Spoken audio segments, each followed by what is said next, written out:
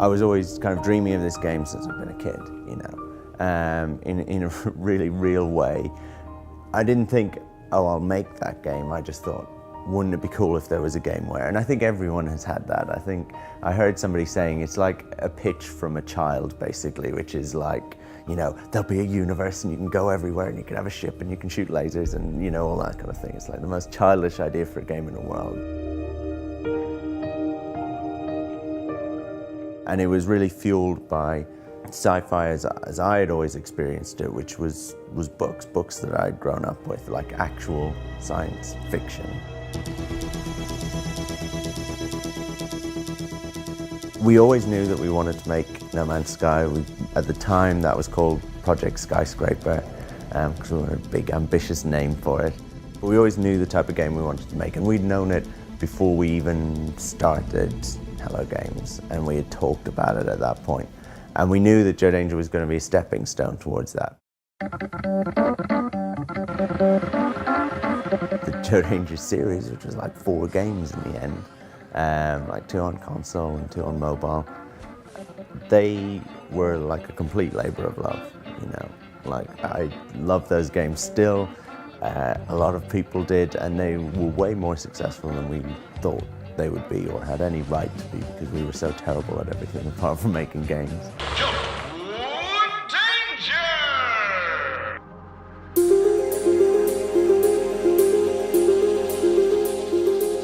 It really kind of properly started a year and a half ago. It's not quite a year and a half ago, like a year and 5 months or something. And that was when 4 of us, slightly different 4 to the 4 that had founded the company, just found a small room within that large office, and we actually just like literally locked the door and had a separate entrance and stuff like that, and squirreled ourselves away. And we started working on a prototype for No Man's Sky. And we actually didn't show the rest of the team because we just wanted almost the pressure and the isolation, almost like it was a startup within this small studio that had to prove themselves. And so we worked for a year actually on that prototype, which then turned into something much bigger, which is what we first showed at the VGXs. World premiere.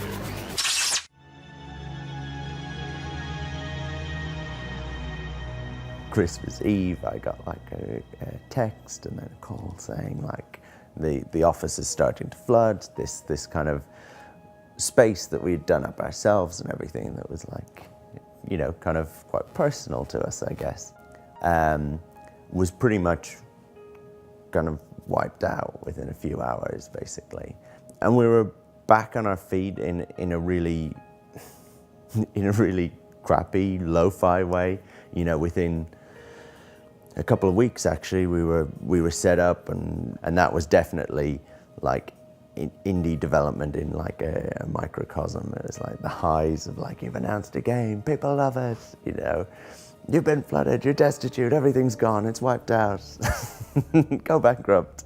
So yeah, it was a crazy couple of months, but man, like my faith in the community, like games, the community in general, was completely restored at that point, you know. And times like this at E3, we've had so much positivity about the game, you know, like you just never see that, where people really get behind something in such a big way. And that's massively, massively meaningful to us and really fuels you.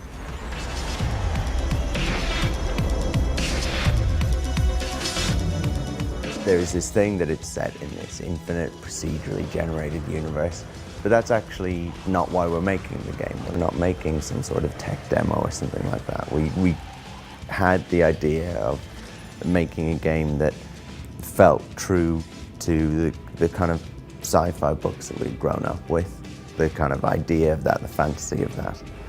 And we wanted to deliver on that, and to do that we had to create the universe for you to explore, because that's the feeling that we wanted you to have for one of the first times in games to actually land on a planet and for nobody to know what was on that planet. Not the creator of the game, not anyone else, because no one else has ever been there before. Give everyone a spaceship, start them all on a different planet. Give them a working, living, breathing universe that has planets with ecology, that has space stations and fleets of freighters and military and police and different races and all of them interacting, and let players loose and let them decide the game that they want to play, because that's what's interesting to me. I'm really interested by things that are less descriptive, actually, and less, hard-coded about what way you have to play it, and that don't start with a tutorial and then just kind of land you in and let you off to make your own fun. Having said that, it isn't just like some sort of empty blank canvas. There is a lore to the universe, and there are decisions that we make based on that, and it has a personality. It is generally a pretty dangerous place to be, as it should be kind of for sci-fi. It isn't just some ambient utopia, right? You are always in danger. Actually, everyone starts on a different planet, but everyone starts on a different planet on the outside edge of the galaxy. And they all share that same galaxy. And for most people, they will try and make the journey to the center of the galaxy. And there's a reason why you would want to do that. But that is a journey that they will undertake, and to do that, they will need to upgrade their ship, upgrade their weapons, upgrade their suit, and they will need to plan, and they will need to cooperate with other players to an extent, and they will actually need to be quite clever. And there is a game beyond that, and you can continue to play.